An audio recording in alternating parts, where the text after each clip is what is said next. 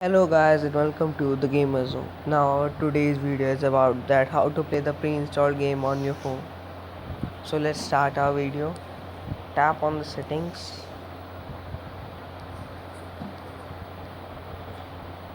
Go in about device.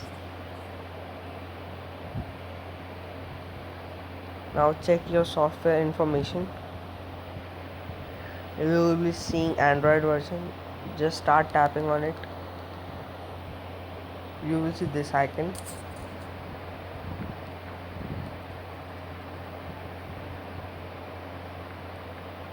Press it for a long.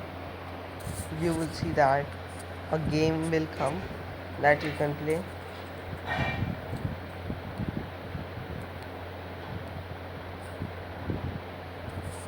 And this game is different in another version of Android.